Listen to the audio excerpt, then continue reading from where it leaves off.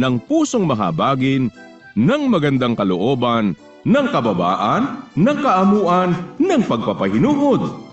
Mangagtiisan kayo sa isa't isa at mangagpatawaran kayo sa isa't isa. Kung paanong pinatawad kayo ng Panginoon, ay gayon din naman ang inyong gawin.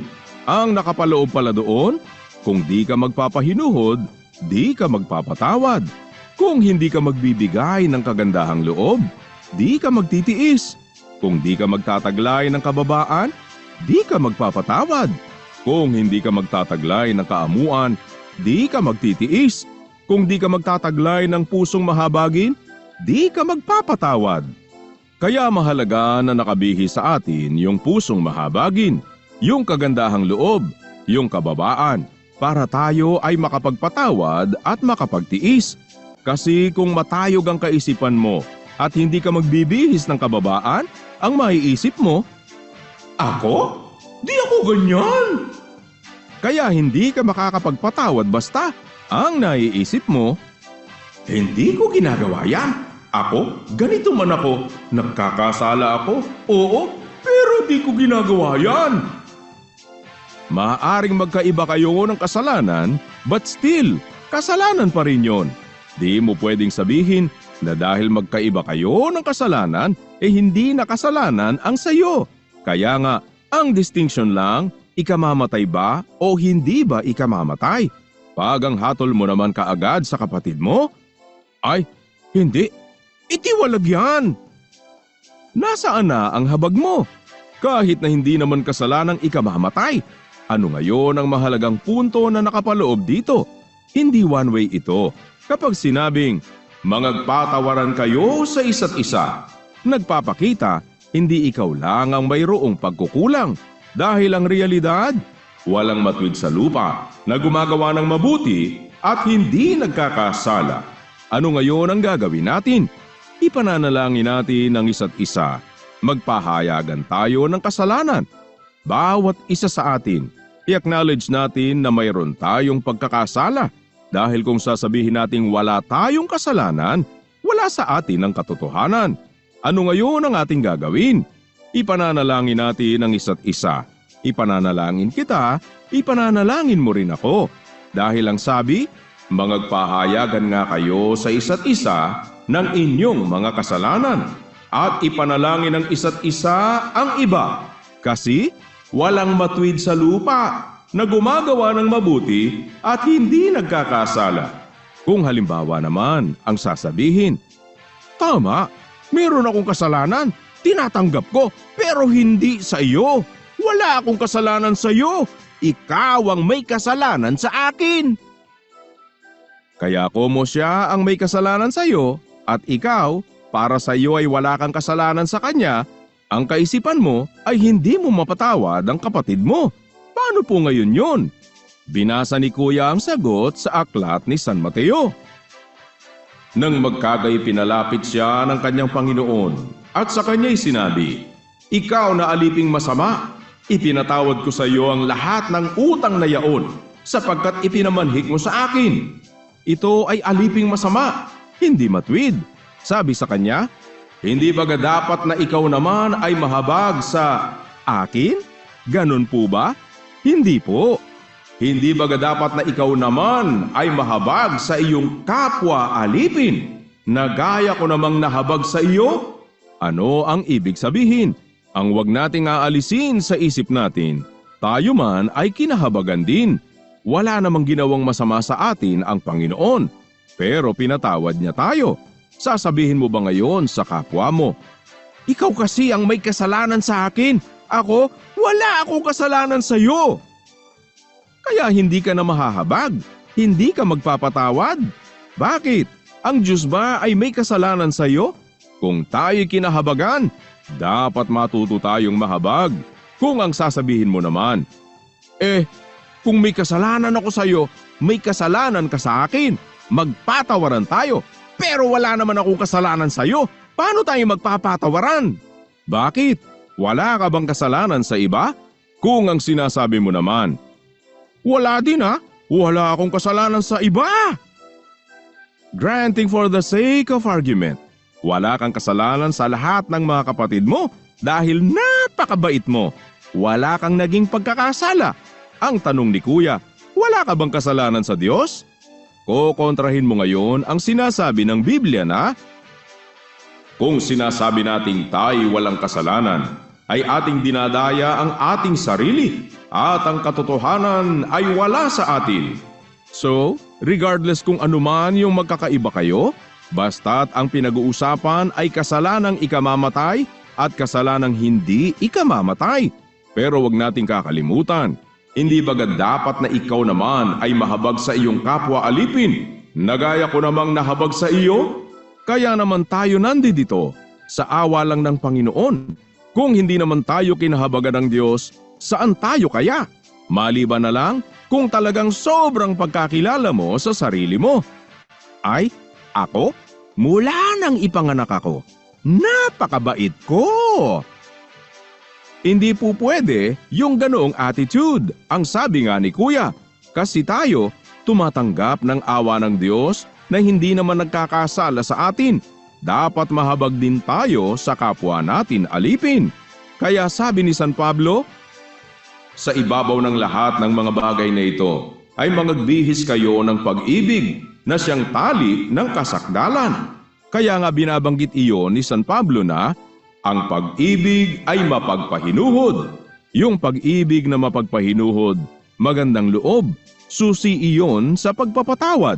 Pag nawala yung pag-ibig, mahihirapan ka talagang magpatawad.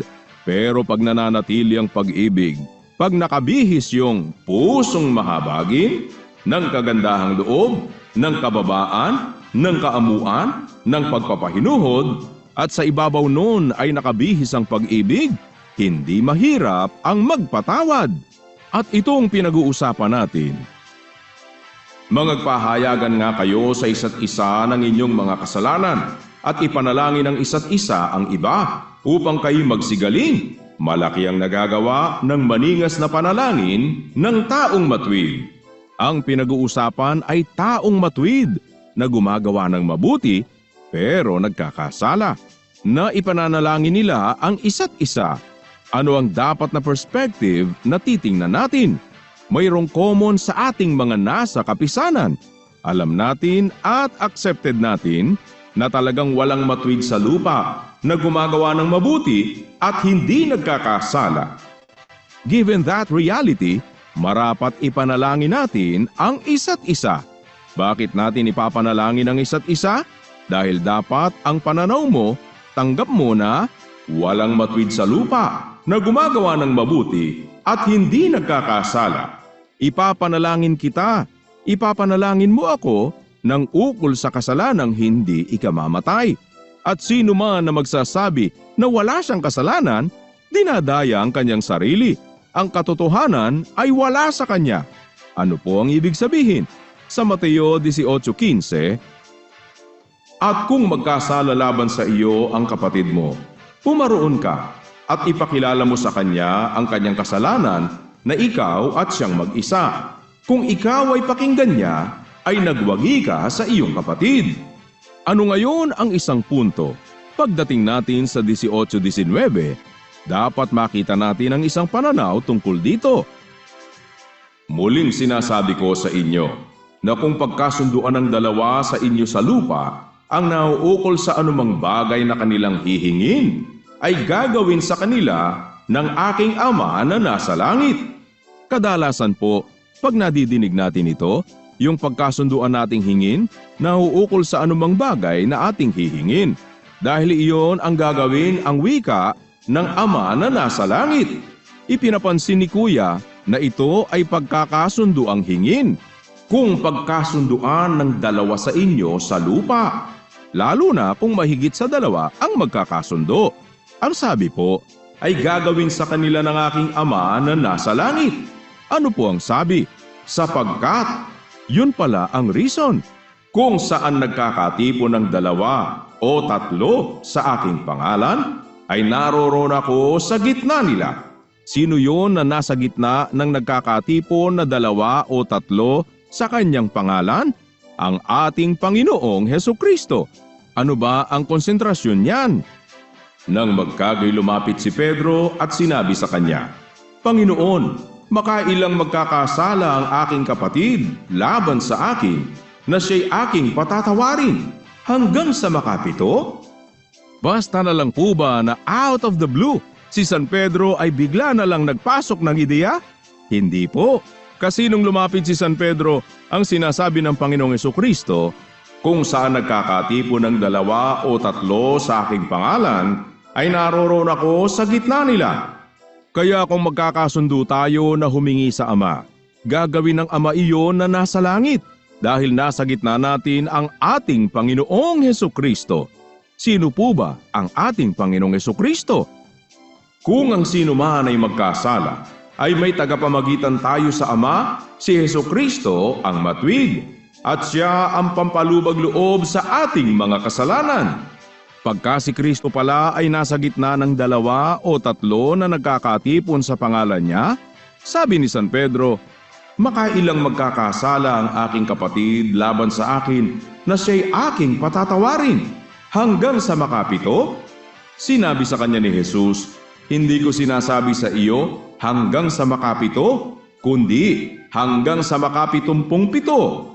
Kaya't, ayun, may kayat. Yung kayat, may kinalaman doon sa pinanggalingan na itinatanong ni San Pedro tungkol sa pagpapatawad. Ang sabi niya, kaya't ang kaharian ng langit ay tulad sa isang hari na nag-ibig na makipag-usap sa kanyang mga alipin. Ano ang nangyari doon? Iyon ang kasaysayan ng may utang na 10,000 talento na kung saan sinabihan, ikaw na aliping masama, ipinatawad ko sa iyo ang lahat ng utang na yaon sapagkat ipinamanhik mo sa akin. Hindi ba dapat na ikaw naman ay mahabag sa iyong kapwa alipin na gaya ko namang nahabag sa iyo? Ano po ang ibig sabihin? Pagka pinagkasunduan natin, ano ang isa nating pwedeng pagkasunduan? Ipanalangin natin ang isa't isa. Bakit natin ipapanalangin ang isa't isa? Kasi alam natin, walang matuwid sa lupa na gumagawa ng mabuti at hindi nagkakasala. At kung nagkasundo tayong ipananalangin natin ang isa't isa, ihihingi natin ng tawad ang isa't isa. Dahil tayo naniniwala na walang matuwid sa lupa na gumagawa ng mabuti at hindi nagkakasala. Humingi tayo ng tawad sa Diyos para sa isa't isa. Ang sabi, gagawin sa kanila ng aking Ama na nasa langit. Bakit gagawin? Kasi kung saan nagkakatipon ng 2 o 3 sa aking pangalan, ay naroroon ako sa gitna nila. Yun ang Panginoong Hesukristo, ang tagapamagitan natin sa Ama, na pampalubag loob sa ating mga kasalanan. Kung magkakasundo tayo, na ipanalangin natin ang isa't isa para tayo magsigaling, mapatawad ang ating mga kasalanan, may tagapamagitan sa atin at sa Ama, ang ating Panginoong Hesus na pampalubag ng ating mga kasalanan. And that will bring us more, ang sabi pa ni Kuya, doon sa katwiran at kahalagahan ng pagkakatipon ng 2 o 3 sa pangalan ng ating Panginoong Hesukristo, lalo na kung mahigit. Di ka naman tumututol dun pagka nadinig mo yung panalangin, kapatid na Rodel, ng nangunguna.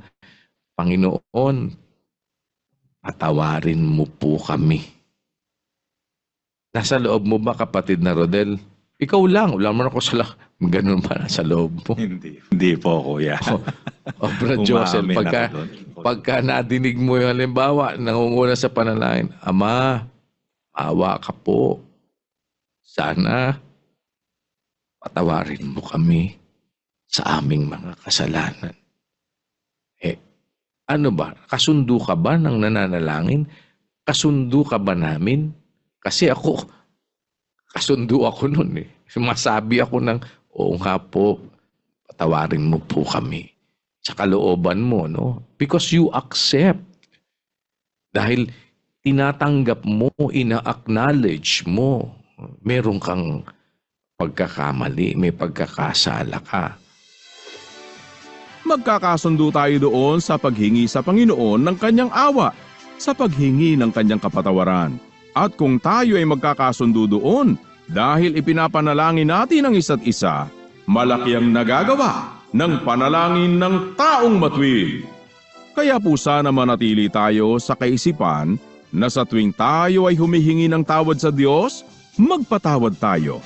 Sa tuwing tayo ay humihingi ng awa ng Panginoon, maawa tayo. Sa tuwing tayo ay humihingi ng pagpapahinuhod ng Diyos, magpahinuhod tayo.